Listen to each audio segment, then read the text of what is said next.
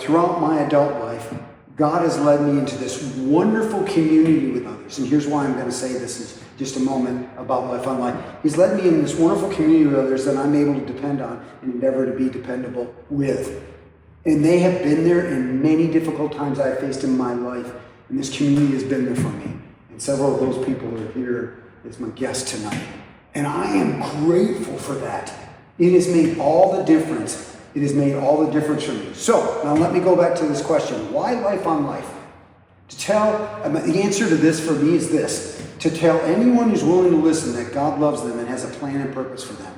To do life with them. To show I truly care. You've heard the saying, and I've said it often to so many people. People don't care how much you know until they know how much you care. And I have found that to be true in my life.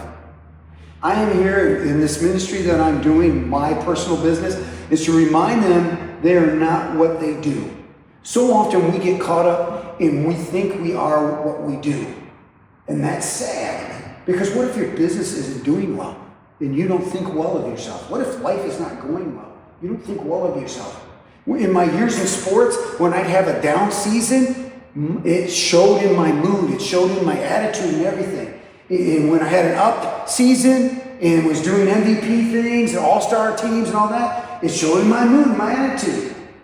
Well, I came to a place in my life where that's not what I wanted my life to be all about. And I didn't feel like that's what God wanted it to be about. And that's not what I felt like would be beneficial just in life in general.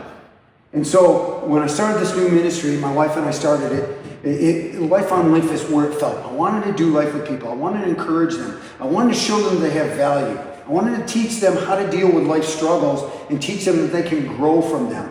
James, a book in the Bible, more really a letter, but we call it a book. In chapter 1, verses 2 and 3, James, the author, this is Jesus' half-brother, he says this. He says, "Consider it pure joy, my brothers and sisters, when you encounter various trials and temptations." Notice it says, when you do. All of us encounter various trials and temptations in our life. All of us have struggles in life. That's never going to change. I don't care what your faith is or if you don't have faith. We all have it, and we need community to get through life. We do. To try to do it on your own is so unhealthy. Studies show that. You don't have to be a Christian or a person of faith like I am to understand that. You don't. We do need each other. And he goes on to say, and James says, knowing that the testing of your faith produces endurance in your life. Being a person of faith, I've learned that joy is knowing that God is there with you through the good times and the bad times. And I want to exemplify that in my life. And the community of believers, the community of people in my life that God has blessed me with over the years, several of my friends that are here tonight, they have been there with me through thick and thin.